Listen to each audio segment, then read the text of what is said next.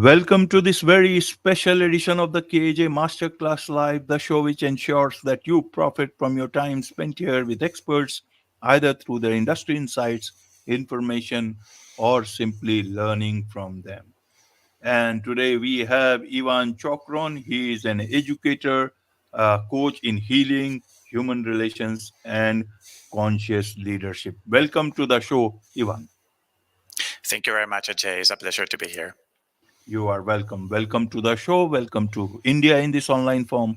And I'm sure not Yeah. just in India, but a lot of people across the globe will benefit from what we are going to talk right now. We'll be talking about how one can bridge science and spirituality, that we will be learning about that.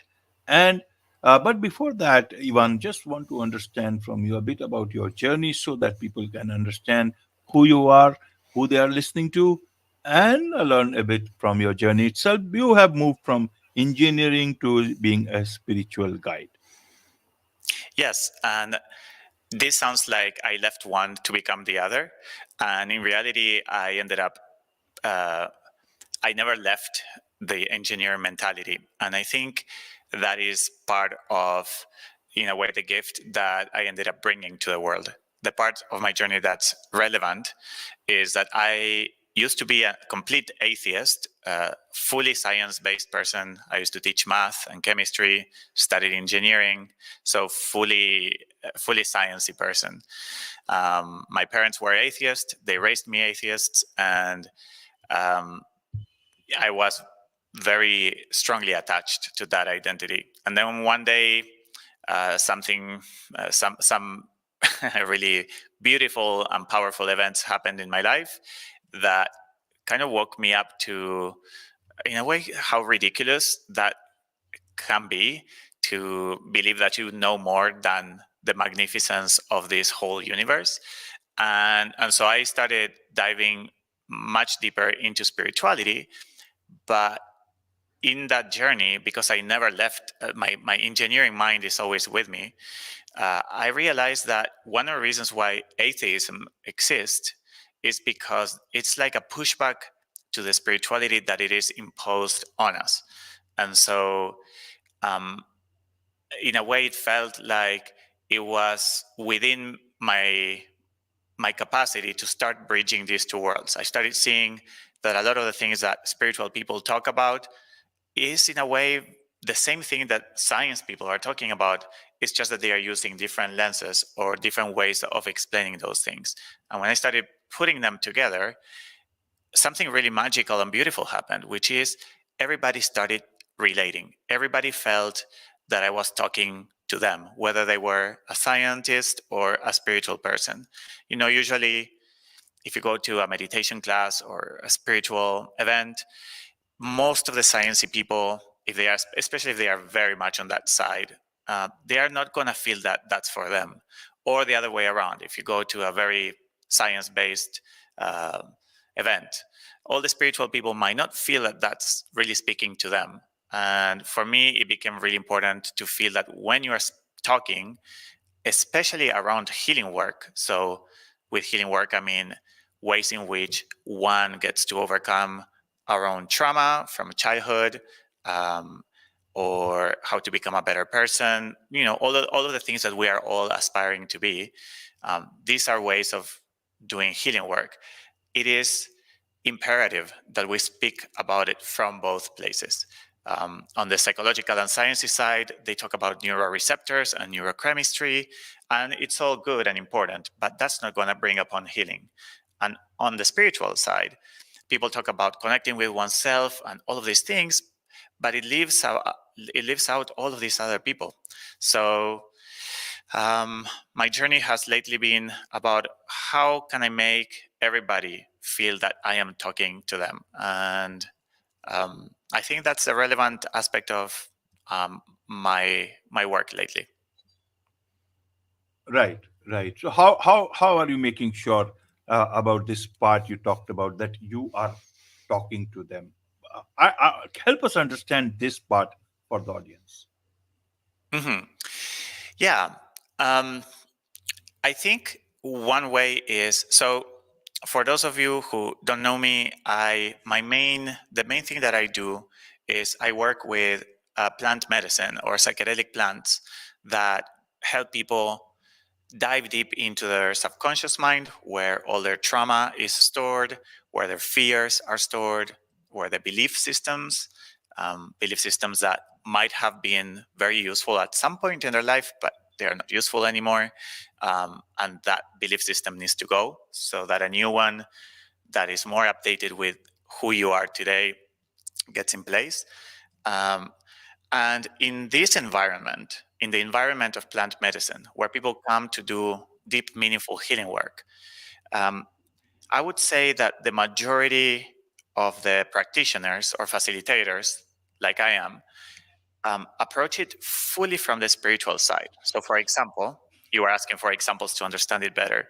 People might come to a ceremony with these plants, and the facilitator will say things like, "Let's connect with our spirits. We're going to release our bad energies. We're going to release the demons inside of us," and it's going to a lot of this kind of language is spoken now. Thanks to the fact that I come from an atheist and science background, I know that every time that I ended up in a place like that, I felt that the facilitator was not really talking to me. And if I would have come and said, "But well, what about this neuroreceptor? What if these energies that you're talking about are not real?" Right? This person would not really connect with me, and I wouldn't connect with them. Um, and then I also noticed that on the other side, there are a lot of the mental health, which is my industry, is approached fully from the neurochemical side. And, at the end of the day, like nobody really understands the depth of the mind very well.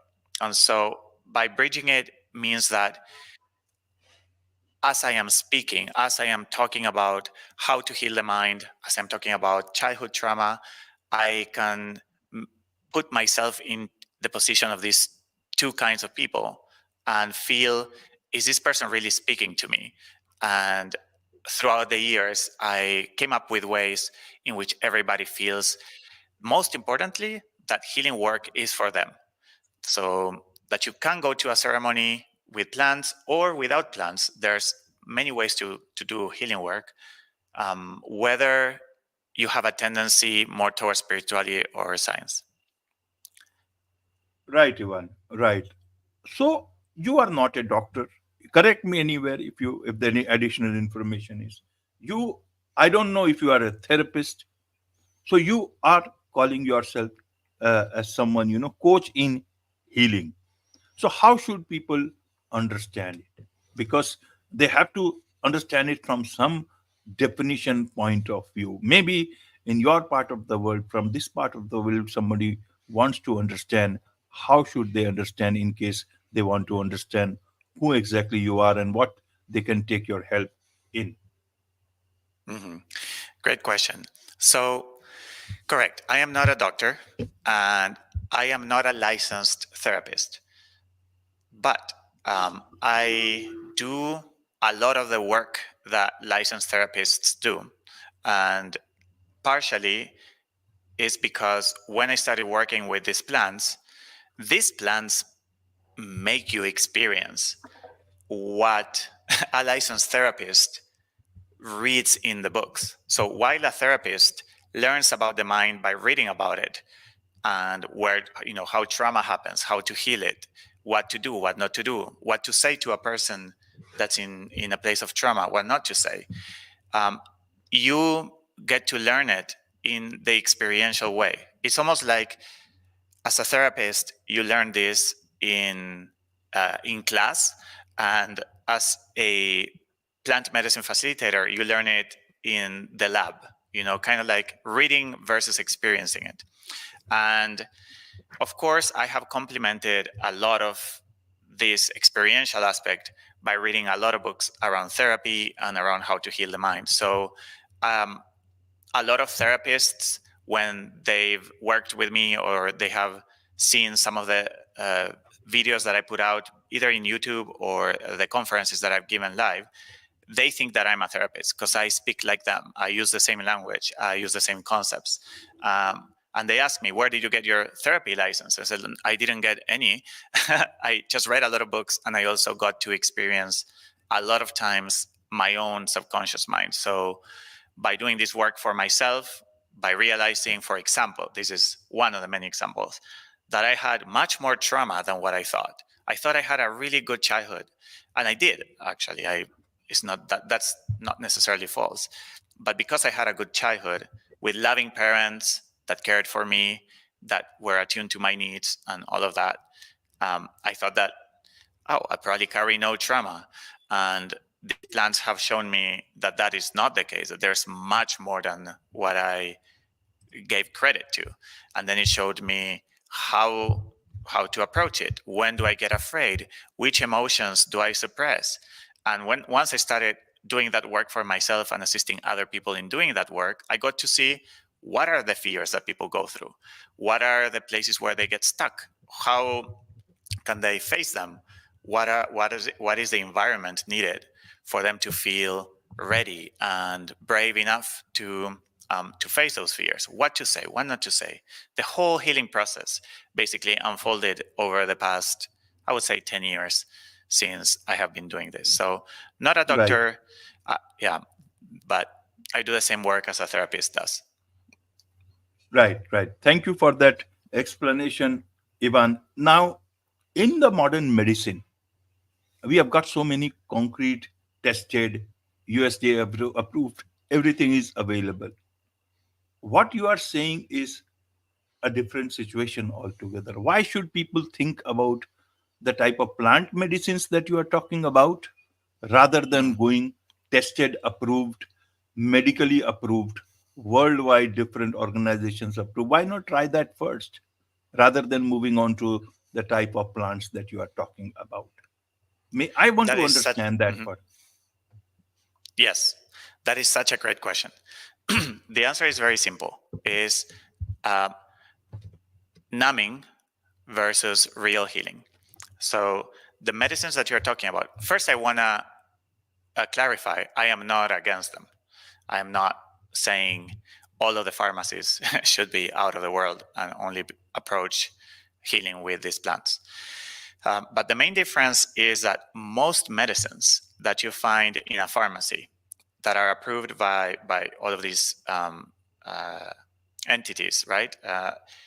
They, the majority of them, they don't address the root cause of the problem. So, for example, if you suffer from anxiety, um, it's not that you are born with anxiety. You might be anxious, you might carry an underlying anxiety at all times because of things that have happened in your childhood that you couldn't either resolve or maybe didn't even visit, and you don't even know that they are there. It could be that you're anxious because you work too much, but you just don't know how to stop working because stopping working taps into your fear of not making enough money. Even the fear might not be based on reality. So what the uh, medical approach is here's a pill for your anxiety, and while you are taking it, you are going to feel less anxious. But that is not taking care of what happened to you as a kid. That is not taking care of why you are overworking or why you keep staying in a job that is stressing you too much. So the day you stop that pill, the anxiety, of course, will come back, and that applies to depression. That applies to pains in your body. A lot of people take, let's say, something like ibuprofen or other painkillers. Some people daily, every day, because while they are with the pill, they feel okay. Once the pill is gone, they are not, because the underlying issue has not been resolved. So why go to these plants? Is because these plants, and again, this is not a interview about these plants. I happen to work with them. There are other ways of doing healing work. At the end of the day, every time that I say these plants, you can replace it with meaningful, real healing work. It just happens that these plants are effective at it. Why do that? Is because these plants will not talk to you about your current job. They'll talk to you about things that are rooted much deeper that are causing this, let's say, anxiety or depression or whatever it is that you are suffering from, so that it can be released and so that you never need to depend on anything again. Right, right. So let's understand. You talk about Mhm. spirituality, you talk about science. So let's look at it from that point of view. Spirituality nowadays is including a lot of this stuff about meditation, mindfulness. Now, that is Mhm. a big thing. Why not meditation for anxiety and all the things you are? Why jump to these plants where there is no uh, concreteness around it? Why people should not look at meditation, even if we are not using the modern medicine? Look at meditation, and there is a whole world which believes, and this is where science and spirituality is actually coming together in a big manner. Help us understand Mhm. this part. Why don't you think you are missing this part? I love the questions that you are making.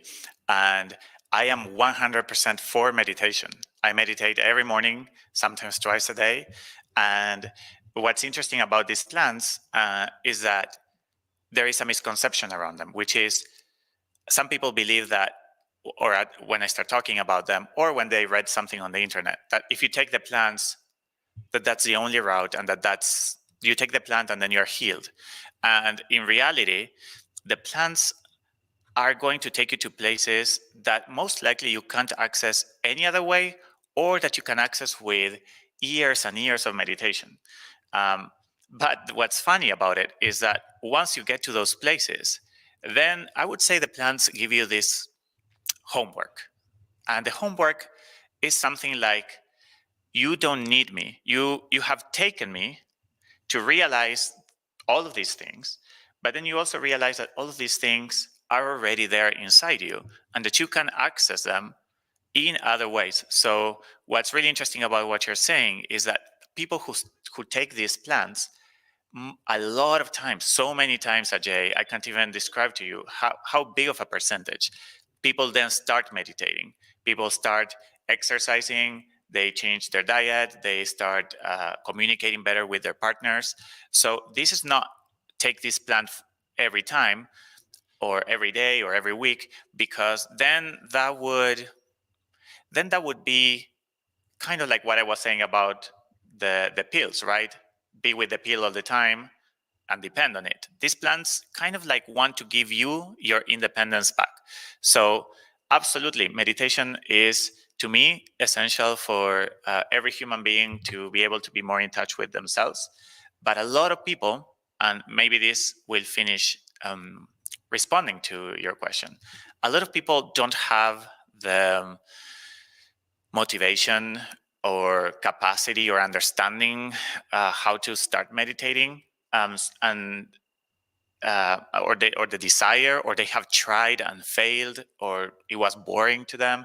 Then they do one of these journeys with the plants, and then they get really inspired. They get to see their whole life. They get to see where they are failing, and they get to see what they need to start doing every day. Kind of the homework that I was talking about. So many people who wouldn't have started a meditation practice, thanks to doing work with these plants, then they start, and sometimes they don't come back, or sometimes they come back after a year, but they started a spiritual uh, practice that leads them more towards their healing. Right.